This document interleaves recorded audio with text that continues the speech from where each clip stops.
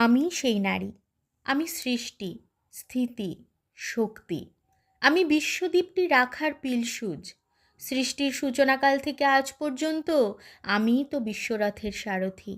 আমার হাসিতে ধরিত্রী সুজলা সুফলা শস্য শ্যামলা, আর আমারই বেদনার হাহাকার জন্ম দেয় এক সুবিশাল মরুভূমির। আমি নারী, হ্যাঁ, আমি সেই নারী। ঈশ্বরের খেয়ালিপনায় জ্ঞান বৃক্ষের ফসলের ফলে অ্যাডামের সাথে মিলেছিলাম আমি ইভ হয়ে। সেই সে মাহেন্দ্র লগ্নে সূচিত হয়েছিল অমৃতস্য পুত্রের সৃষ্টির। তারপর থেকে দৃষ্টি প্রদীপ জ্বালিয়ে শুরু হয়েছিল আমার পথ চলা।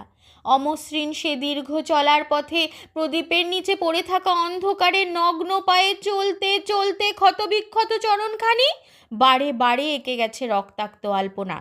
সৃষ্টির একমাত্র ধারণ ও বহন ক্ষমতার অধিকারিণী মহাশক্তি স্বরূপিণী পল্লবিত কুসুমিত বিকশিত করে তুলেছে ধরিত্রীকে ভূমিস্বরূপা হয়ে। নারী তো মাতৃরূপে করুণাধারায় স্নাত করেন সন্তানকে। যমের দুয়ারে কাটা পড়ে নারী যখন ভগিনী হয়ে ভাতৃদ্বিতীয়ায় ভ্রাতার সর্ববিপদে বিপদতারিণী হয়ে আত্মপ্রকাশ করে। প্রিয়ারূপে নারী পুরুষের প্রকৃত সহধর্মিণী এবং সহমর্মিণী হয়ে উঠতে চায়। আবার সেই নারী কন্যারূপে পিতার হাত টেনে ধরে রাখে, যেতে নাহি দিব আবদারে। তবু সভ্যতার শীর্ষ ছুঁয়ে আজ হে বিশ্ব তোমার কাছে জানতে ইচ্ছা করে, তুমি কি আজও নারীকে তার স্বমহিমায় স্থাপন করতে পেরেছ?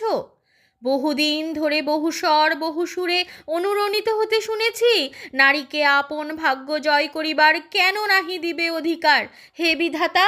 উত্তর মেলেনি তার।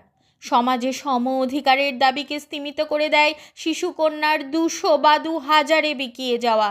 কোনো প্রেমিকার প্রেমের জোয়ার হারিয়ে যায় পতিতা পল্লীর ভাটার টানে।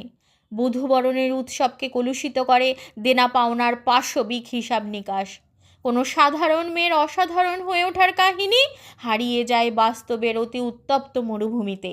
আজও হাসপাতালের বিছানায় শুয়ে অবশ্যম্ভাবী মৃত্যুর সঙ্গে লড়াই করা নির্ভয়ার স্মরণে মোমবাতি হাতে পথে বেরোনো মৌন মিছিলের কাঙ্ক্ষিত বিচারের বাণী নীরবে নিভৃতে অশ্রুবর্ষণ করে চলে। তাই হৃদয়ের মণিকোঠায় বারবার অনুরণিত হতে শুনেছি, আর কবে?